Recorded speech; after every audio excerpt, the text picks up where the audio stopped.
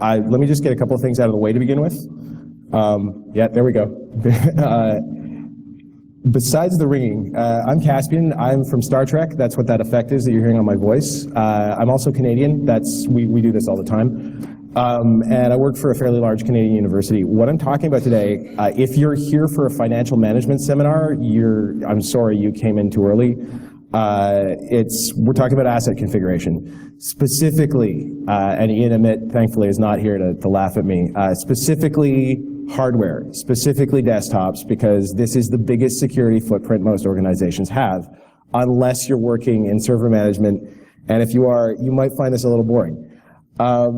I'm not talking about lead zero-day hacks, and this is going to be a general introduction. So again, if you guys know more than me, and I would really be happy to hear from you if you do. If anybody in this room knows something that I don't, at the end of the conference, come tell me.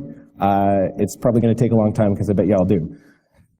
So with that out of the way, let's start at the beginning. My definition of assets, as I said, not real estate, not money, just hardware. I will mention information assets a couple of times in this talk, completely separate thing. We can't configure information assets, that's the thing we have. And I'm covering Windows and OS X mostly because they're ubiquitous, they're popular, and mobile device asset configuration is a relatively new thing that's kind of difficult to do right now, doesn't integrate very well, and oh my god, there are so many different Android platforms that I can't keep track. So we're talking about configuration, OS, software settings, firmware, not a lot of hardware because we'll get somebody else to do that in most cases. There are a couple of hypotheticals where that's not going to happen, but that's a different story. Here's the thing about this. If you came in here thinking you were going to actually learn something useful about red teaming, you are, but you probably already know it. You'll see though. And this is an overview. I've got some reference material. It's not at the end of the deck right now. It will be when this deck is published though.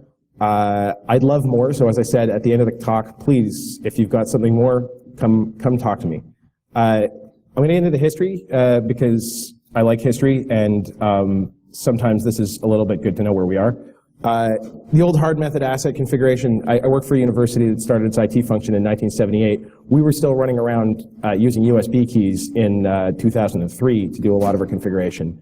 SneakerNet. Most of you in this room probably have heard of it or have done it. And you know, it existed in the old internet, MTV and telephones. That was a thing that they configured stuff as well. And it was often done by the IT team, guys like this guy who really do understand your frustration. It wasn't very productive. It was a lot of exercise. But we move into the 20th century, 21st century, and everybody comes up with a new way of automating things, and it's kind of awesome, and Microsoft has got theirs, and Apple's got something. And it gets really complicated, and people make standards. And people make more standards, and some people don't like the first standard, so now you have N problems where N is the number of organizations making standards today. The short answer to that actually is that it's at least 5, possibly more, depending on who you work for. So I like AD&D. I apologize if any of you are, not fans. This is going to come up. We're going to roll some dice. We've got some hypothetical organizations, archetypes. They're all feet and desks. We're going to start with NGOs and educational institutions. The reason I've put these in here is because maybe you don't work for them. I've worked for a lot, and none of these archetypes, by the way, are IT institutions. They're not doing consulting. They don't work with computers all day. They're not security people. These guys, in short, basically probably have a job where they're doing something that deals with human beings. They've got a lot of donated equipment and they have a small budget. There's sometimes specialized software, depending on what they're doing, software or hardware. Some medical institutions I've worked with, this doesn't happen as much here, but up in the US, get really cool research equipment donated to them that only runs on embedded Windows ISA boards, embedded XP ISA boards, that you then have to get some sort of old ISA XP hardware and set up. And as the IT person in the organization, you're going to have to keep that running. As the CIO, if there is one, you're going to have to figure out how to make sure that that's actually properly secured and not representing a massive risk to your management. So we're looking at this, and I'm kind of thinking, okay, I've been into a couple of these. Some of them are think tanks too. They're all over the place. Their IT guys are all over the place. You're coming in as a consultant, you're seeing these IT guys being all over the place and kind of going, okay, what are you doing? Well, the IT guy, he doesn't go out and get training. He doesn't come to CircleCityCon. So they've got DHCP. It's a brand new thing. It might have been something that they suggested, a couple of years ago. They've been using Workgroup as their primary method of talking to Windows machines. They're running web servers off their desktops. And it basically is kind of defined in a lot of ways as bring your own damnation, or device, if you want. This is an organization where everybody brought in their own hardware to begin with, they cobbled it together, they set something up, and it works. That's at worst. At best, they now have a computer purchasing program where they're actually bringing new stuff in that's sort of standard. But the truth of the matter is, it's still just all over the place. It's not standardized at the moment. You've got, one office that's doing PR using a bunch of Macs, but the one guy who's decided that he needs to use Photoshop on the PC because that one plugin, he's doing that and he has admin over the PC and can make it talk to a Mac, right? So it can be standardized. I've done this with a couple of organizations at this point. It always ends up in being one of these things where everybody hates you. That's cool, you're gonna leave. But you're standardizing it because that way when you do leave, they call you back to do incident response and help them out with the other stuff. The next one is the department. I could have called it the office, but that would have been an obvious joke.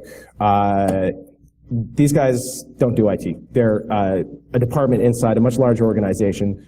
Pick 3 letters, it's probably one of those, but not IBM. And every one of these departments is a little fiefdom inside a kingdom.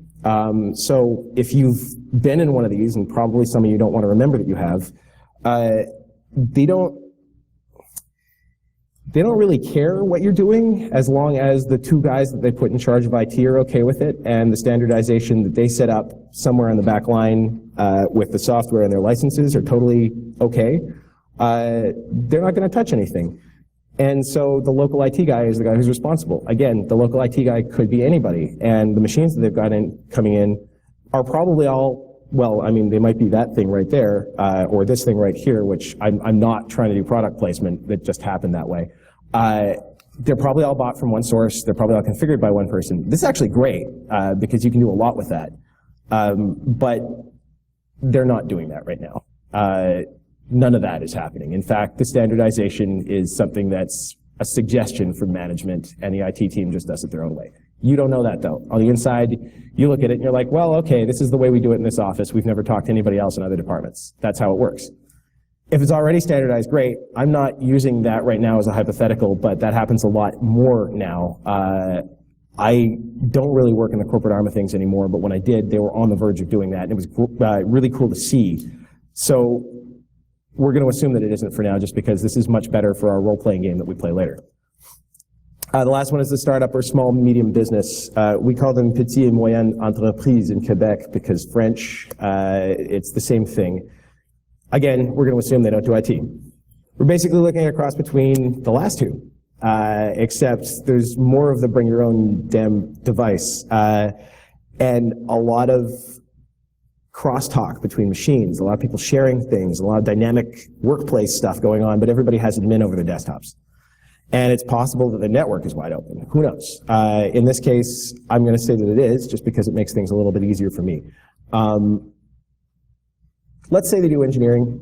Again, they have 10 to 1,000 people. You're talking 10 to 1,000 desktops. There's probably a lot of different ideas of how they want to network those things. They're probably running LDAP or Active Directory or something like that. They probably ran something they got for free that they don't necessarily know how to work. And then the stuff at the bottom with the exclamation marks. There's a home router. I mean, I don't know if you guys have done this, but every place I've gone into that was smaller than 100 people never actually bought a switch. They went out to Best Buy or, Walmart and got the nearest home router that they could afford, plugged that into their ADSL or cable modem, and that's their access. So they're basically right out there on the internet with a bunch of hardware that's easily accessible. Well, that's going to be part of not our network configuration, but that's actually also going to affect our baseline. Our baseline configuration has to take that into account. And this ties into some stuff where we talk about threat intelligence, which I'm going to just glance over for a second, because all of this stuff is basically a question of where you are and what your clients are looking at or what your organization is looking at. So it's not a one-size-fits-all thing. It's part of the reason I'm going through this. Anyway, back to our small, medium business. It's chaotic. Nothing's automated. Everything's all over the place. Everybody programs their own stuff. It's great, except when you're charged with protecting the place, because then you have no idea what's going on in each one of these machines. And it really isn't different from the other 2 I just mentioned, except for the picture, obviously, with the zombies and the shoes. So there are a bunch of common traits between these. One of them is their threat environments at their base. And again, I'm going to mention Ian because I saw his presentation and it was great. He talked about the idea of general threat information, the stuff that should be free, the stuff that comes with your antivirus and that sort of stuff. That's right in there. And endpoint protection's got to be a part of this baseline for most of these people, because the antivirus and the endpoint protection are actually going to give you a better idea of how to respond to some of your incidents. But they're also going to give you some of the general threat information. The next thing is theft. We don't talk about this that much in a lot of the technical presentations at the conferences I've been in, but theft is a huge risk. Theft destroys national intelligence programs. So if it's doing that to a national intelligence program, think about what it can do to an organization. Someone steals a laptop with some really, really hot intellectual property on it, and if you're a small or a medium business or a startup, well, that's your baby's gone. Bye. Then there's the whole Wi-Fi thing, and you guys might be in hotels a lot. I know I am once in a while. Do you ever do the thing where you just scan to see who's got an open share on Wi-Fi? Yeah, you don't. Okay, you're nice. The little girl in the front, do you do that? Okay. There was an article that ran a little while ago, and I couldn't find a copy of it, a screenshot or a shot of it, but somebody in Calgary had done this at a hotel, and it made national news in Canada because we're a boring country. And the article was this really long scare piece about how you shouldn't do that, especially if you're a lawyer, because the woman who was discovered doing this was a lawyer or a doctor, and she had a bunch of confidential information on the machine, and the guy talked to her, and she went to the press to talk about this, because initially she had called the cops saying that he was hacking into her machine. The thing is that the cops aren't going to help you if you left your front door open. They're just going to say, well, come on, lady, you left your front door open.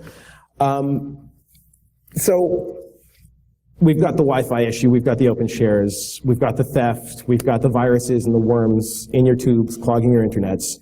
And then the last thing is access control.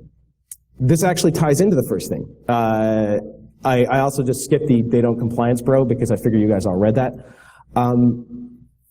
So access control is kind of a big deal for a lot of reasons. One of them is remote desktop, especially if you're running a network that allows remote desktop access. I've had issues with this, and I'm going to just tell you guys a little story about it because I like stories. When I first got to my current job, I got called for an incident response that lasted 2 weeks. It was long and kind of unpleasant, and we couldn't figure out what was going on. And what was actually going on, this is the short version, is the firewall guy noticed a ton of data exiting our network. Gigs of data. And he said, well, let's go into Turkey and Brazil. This is problematic because we don't work with them. We don't really know what's going on. So I went and looked. It was coming from the president's office. Oh my God, this is already kind of scary. And what was happening, because we'd already, prior to me getting there, people had actually set up a couple of configuration baselines for things like logging, for example, and how RDP was working. RDP had been left on. This automated agent was accessing remote desktop and trying to brute force its way through our administrator password. And the gigs of data that were exiting were it reloading the screen over hours and hours of time. And that's all it was. When we actually went into the analysis, nothing had been touched on the inside. It didn't get through because we also don't configure our networks to use administrator as a default account for anything. Who the heck would do that? Anybody? No? Okay. So this is just one of these situations where, and we're going to get into this a little bit later, where this is actually going to be something that makes a difference. I've got another one, and I'll explain it later on. You guys probably heard of the virus that was related to this. So common traits for these organizations, they're pretty normal. If you're going to do a saving throw against them and you're a superhero, you're probably going to win. They're not going any further than most people because really, the question organizationally is, what's it going to cost me and how much work do I have to do? And usually if the answer is money and any work at all, probably not unless there's a significant impact associated with it. And usually the significant impact is it's going to make us more money, not it's going to save us from getting our butts kicked or have a PR disaster, et cetera, et cetera, et cetera. So for this, the message that actually gets delivered in a lot of cases when I bring this to people or when my colleagues do is, we're going to configure your systems, we're going to set everything up so it's homogenized. What it's going to do is save you a couple of thousand a year in work. We don't mention anything about the security side of it because, frankly, most of the time the people who hear that are going to go, well, you're going to be able to see into our systems and read what we're doing. No, we don't want to do that. We're not. That's not our job. So, yeah, these guys are normal people, and their business side is a normal business side, which means you've got to work through that. Thus, deliver it not as a security message, but a configuration message. So, our characters are normal people and they need some help. Obviously, they're going to go visit some wizards because that's what you do when you're on a quest, right? They're going to go climb some mountains and maybe do some other things. And the first wizard they visit is Twitbor, the wizard in the tower who has really boring clothes, otherwise known as Microsoft. Yeah, Microsoft. You guys have probably all seen the Microsoft standard configuration baseline thing. If you haven't, I encourage you to go look at it. It's a very large spreadsheet. It will make your eyes hurt. There's lots of different recommended configurations for lots of different things, and this is going to be a recurring theme in at least 2 places in the next 10 minutes. The problem with it is that a lot of those configurations are very specific. They've got 2 configurations that really matter. One of them is the one that is on the machine when you buy it, and the other one is the one that you set up. Everything else is just a suggestion, because the rest of this stuff is all for reference. If you're going to use it right as a default template from them, you're basically going to be entering a territory where you're trying to put on a pair of one-size-fits-all pants. It's not going to work. So there's that, and the other thing is that despite that, they still have some really great and useful stuff here. First of all, we're not using XP anymore, so the whole myth of Microsoft being wildly insecure is only partially true. And by 7.1, they'd actually updated a lot of their security configurations and baseline configuration just as stock standard to be good enough for at least one person running a home router so that they wouldn't get owned within 2 minutes of putting the machine on the network. I'm not going to talk about Vista. I think NIST has a guide out for securing Vista, and I think it might be this thick because it's a NIST guide, but I'm trying to avoid Vista because it's bad for my diet. So they've got a security baselining tool that works really well for Windows 7.1. It works for their servers too. You may have used it for their servers if you work with them. It works for a lot of other stuff. And what's handy about it is that the meta suggestions that come out of it are useful. You can apply them. You can't generically apply them. There are risks to generically applying them. And you're going to need to do a lot of reading, because if you do it wrong, it could turn off Kerberos, for example, and then Active Directory won't work, then your shares won't work, and everything is just going to go, oh, we don't know who to talk to.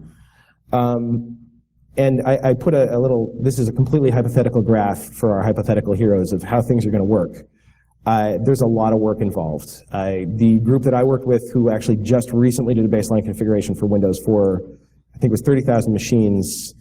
We spent 2 years just working on the specific security switches, because you bring it into your test environment and you run it up against your test AD server and your test replicated network, and you discover everything's working fine except for that one plug-in for Photoshop that breaks, that is totally necessary for that one guy in the comms office who needs to be able to make good PR.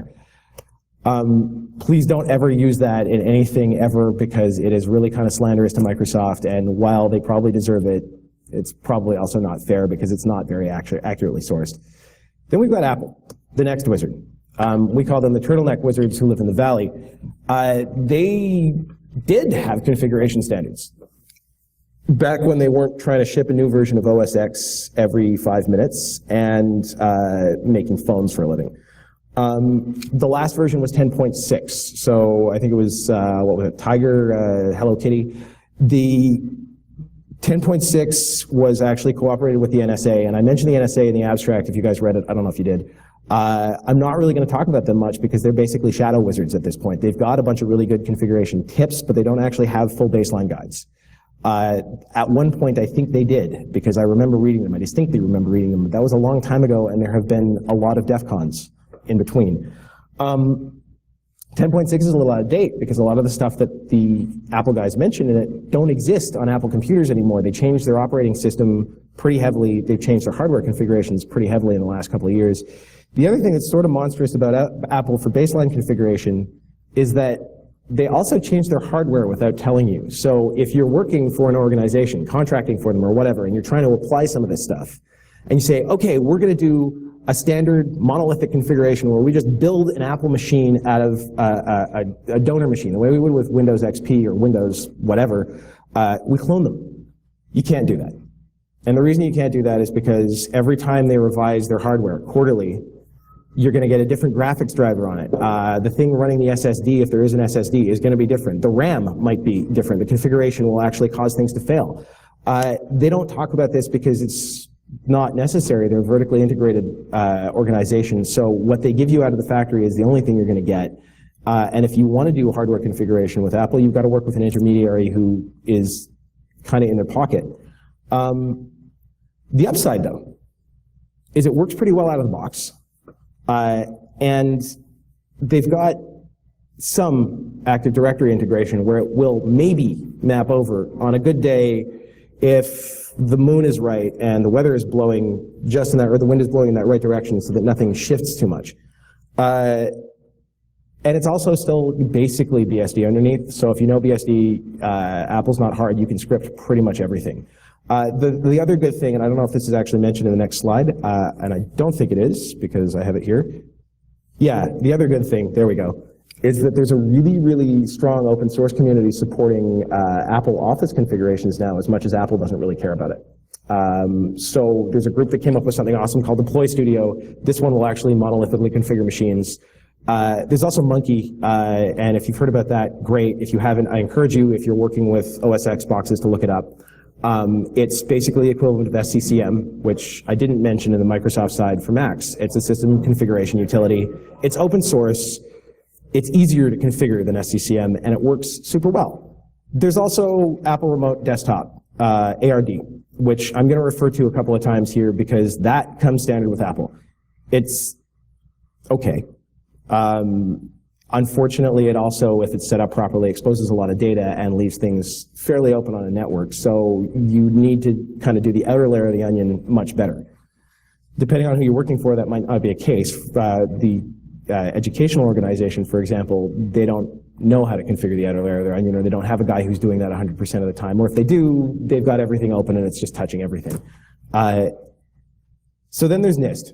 The grand high wizards on the great big mountain, and I'd like to thank all of you in this room who are not Canadian for paying taxes, because we're using your standards. NIST actually wrote the book that we use in our country for most of this, and cooperate with a lot of people, me included, but I usually do it on the medical IT side, to build really awesome stuff.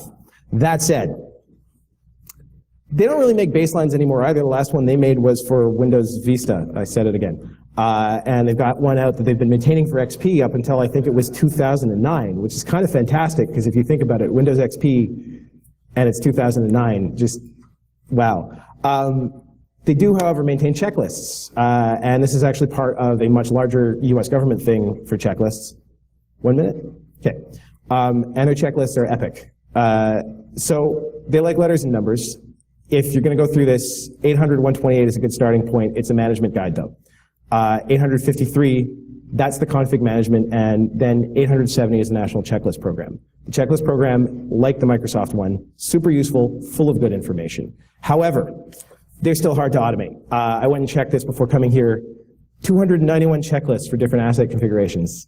95 of them will work with the software automation, the software control and automation protocol, but 9 are validated by NIST to do this, and then 114, which is a little less visible on my screen, but better up there, are actually non-automated XML, so we're right back to the sneaker net with Butthead going, I understand your pain. Loads of useful references, default compliance setups, it's easy to automate, and it ties in with ITIL, CMMI, and ISO. There are also a lot of important looking letters. Your boss will be happy. Right, so let's talk about old, ugly technology. I'm going a little fast because I was just told I've got a minute left. Asset tracking applications. They don't work very well. If you're going to install them as part of a configuration baseline, I'd suggest don't. You're going to be better off using something like SCCM. Yes, it costs money. Pay for it. It's worth it. And GLPI, which doesn't, or ARD, which exposes information, but it's still better than having a GPS tied to your computer so that when it gets stolen and turned off, you still can't find it. And you spent a lot of money on LoJack. Whole disk encryption. Yes, use it. And you can run that as part of a GPO that you push via an Active Directory server. You can also do it on ARD or a baseline configuration for Apple. This is already a good start. The only reason people don't use it in a lot of cases is fear, and it sucks. Unfortunately, we have issues with people saying, oh, well, there's a key escrow issue. We don't know what to do if you lose a password. Well, yeah, but you know, if I drop your laptop, it's also going to lose the data. So we've got this alphabet soup of configuring things. It's kind of great. And if you've got more than 5 machines on a network, you should probably be using some of these. And we've got some enemies, our hypothetical monsters, network attacks. So I'm going to start with one thing, and I'm going to harp on it: logging. Logging. We can see lots of stuff going on a network attack on a desktop in the logs. In terms of random activity going on the hardware, CPU spikes, that sort of thing. You can engage the same server monitoring tools that you might be using on a desktop. Why not?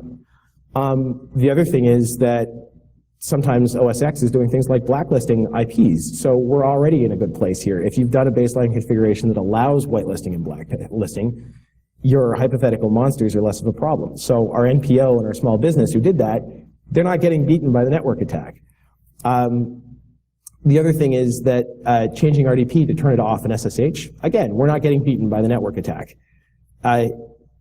The last one is the endpoint protection solutions. This used to be called an antivirus. There's a much more fantastic name for it because now it's got a bunch of stuff integrated. And if you look at the NIST baseline, they actually suggest this. Use all the stuff. You've got a personal firewall on there. You've got disk encryption. You've got everything. It works. And again, the network attack is less of a problem. The insider threat, I apologize to Anonymous if any of you wear masks in this room. I couldn't find a guy in a balaclava wearing a suit, typing on a keyboard. Separation of duty and access control. Oh my God, we just configured that using a baseline configuration. And the Microsoft Secure Spec, which I mentioned breaks a lot of stuff, does, however, limit a lot of stuff too. So if you're applying that properly, hey, guess what? You don't have to worry about this half as much. Oh, also logging. Did I mention logging? I'm going to say this again.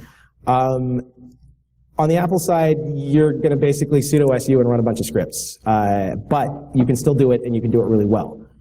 And again, this limits the insider threat. You can block media, and I didn't mention this earlier because it should be obvious, but you can block media.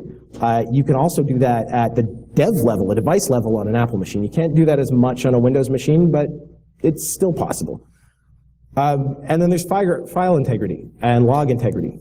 All this stuff you can basically apply via baseline. No problem. Most of it is pushable by GPO at this point, and when it's not, it's an application that you're basically getting your vendor to install first. The last one, oh God, how did this get here? I am not good at computers. Again, we go back to integrity checks and logging. We also go to user education. The problem with user education is we can't do that with a GPO push. You can't just GPO your users. All right. And the end of this is, I'm going to put the rest of the deck up on, sorry I ran over time. DIY is better for 3 reasons. One, you can do an autopsy on something you understand. You can't do an autopsy on something you can't. You can iterate your baselines, and knowing what you built is super important because that way you can actually run it. I'd like to thank you all. I'm on Twitter as Random Interrupt, and we don't have time for questions. Shoot them to me on Twitter or talk to me afterwards.